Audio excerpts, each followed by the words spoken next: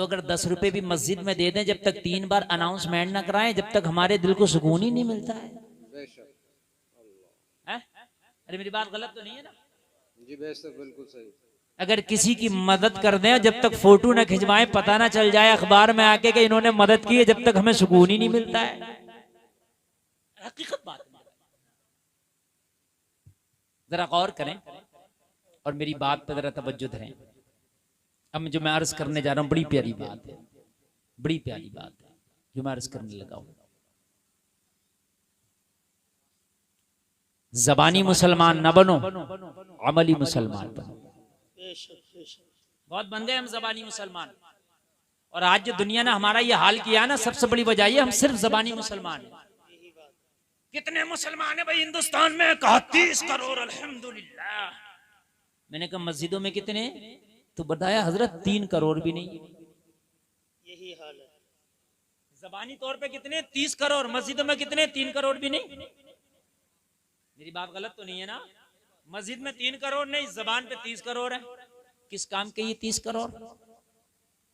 जब ये अमली मुसलमान थे, अमली, तो 30 करोड़ तो छोड़ दे, कुल 313 थे बदर के मैदान में। बेशक बेशक। जोर से कह दो सुभान अल्लाह। सुभान अल्लाह। कितने थे? ओनली 313। मगर अल्लाह ने ना इन्हें झुकने दिया, ना इन्हें जलील किया, इसलिए कि अल्लाह ने फरमाया, ए मेरे बंदो, मैं तुम्हारी मदद करूंगा, इसलिए कि तुम जबान वाले नहीं हो, बल्कि तुम ईमान वाले हो।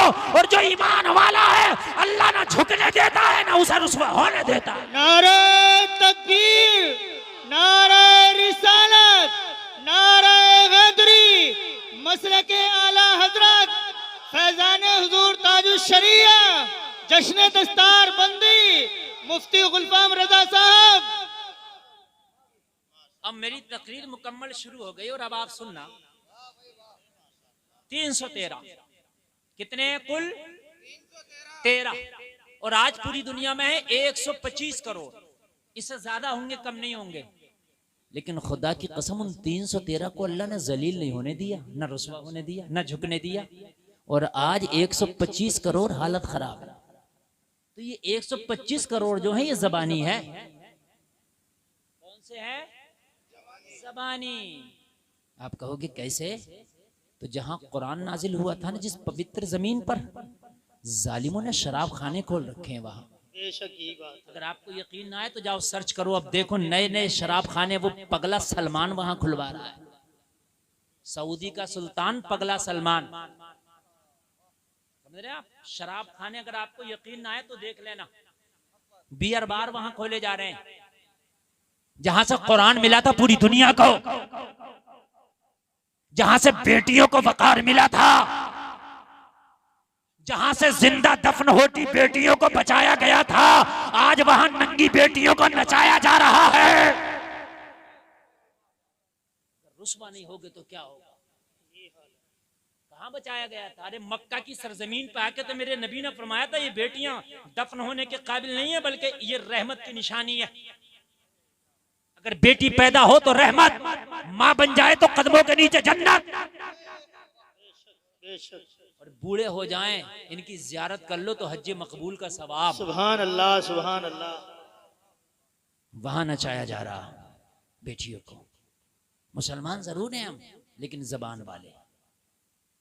ऐसे मुसलमानों को उस दौर में मुनाफिक कहा जाता था, जो जाहिरी तौर पे तो मुसलमान थे, मगर हकीकत में ये थे कि वो इस्लाम की जड़ें काटते थे।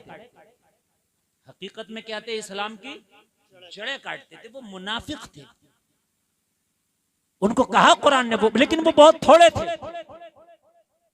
लेकिन खुदा की कसम, जो सच्चे थे ना, वो एक दिन उमर ने जब कलमा पढ़ा ना, तो हजरत उमर कलमा पढ़े, दारे अरकम में मुस्तफ़ा तशरीफ फरमाए, हाथ में हाथ दे के कलमा पढ़ लिए और जोश में खड़े भी हो गए।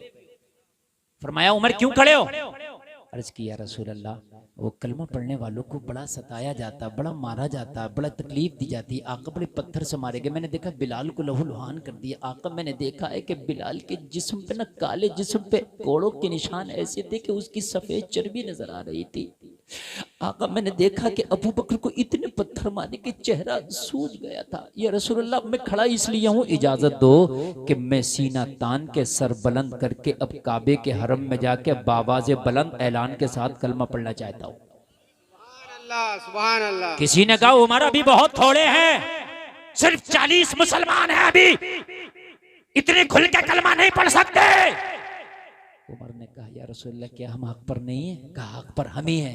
कहा रसूलल्लाह जब उमर हक पर है तो फिर उमर को इन ज्यादा की कोई टेंशन नहीं है, इजाजत दें मैं सीना तान के कलमा पढ़ूंगा। सुभान अल्लाह, सुभान अल्लाह। अगर हम हक पर हैं तो फिर इजाजत दें मैं सीना तान के कलमा पढ़ूंगा। सुभान अल्लाह। अगर हम हक पर है तो लोगों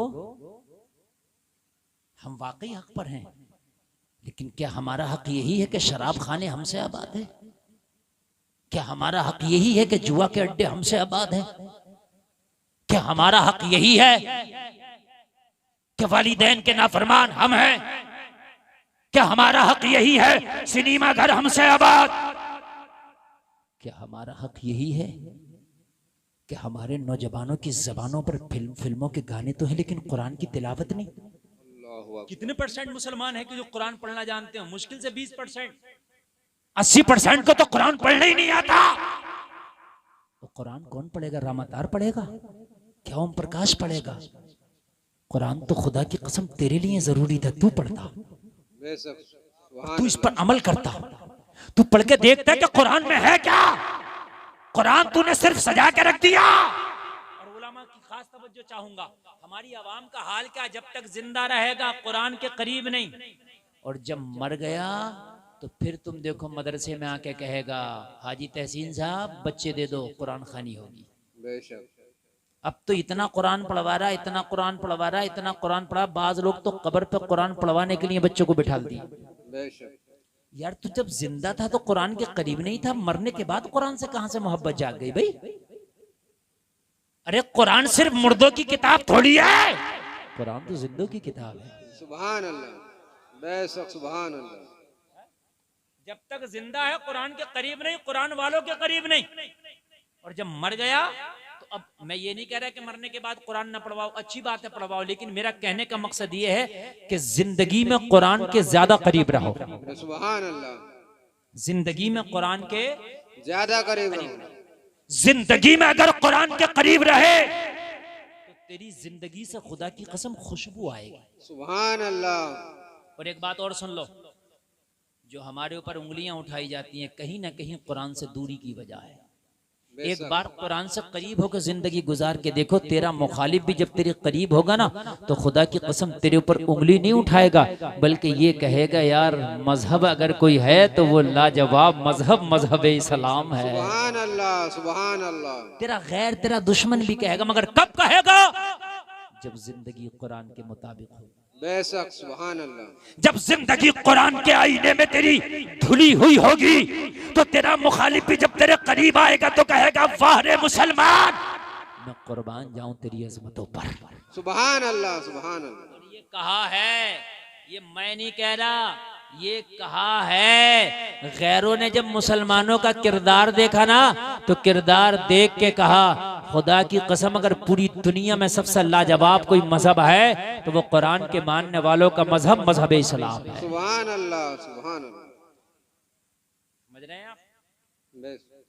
आज तो हाल ये हैं अजीजों, सही बात मैं बताता हूँ आपको, हाल ये है आज हमारी कौम के कि मैं आपको क्या बताऊं, जो डॉक्टर इकबाल ने कहा था वो आज मुकम्मल तौर से मैं देख रहा हूं कि हमारी मस्जिदें हैं लेकिन नमाजी नहीं है। मुसलमान हैं लेकिन कुरान के पाबंद नहीं है।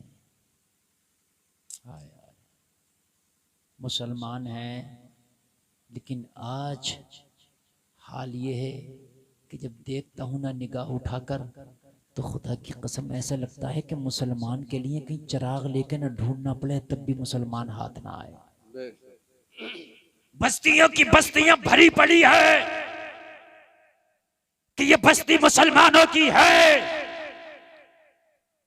मगर उसके बावजूद भी उसी बस्ती में कितनी गरीब बच्चियां जवान बैठी हैं कि उनके बापों पे इतना पैसा नहीं कि उनके हाथ पीले कर सके। हम मुसलमान हैं लेकिन अपने शौक पर लाखों रुपया खर्च करते हैं, कभी ये तौफीक नहीं हुई कि हम इस गरीब बाप की मदद करके कहें अपनी बेटी का डोला विदा करते हैं। सुभान अल्लाह सुभान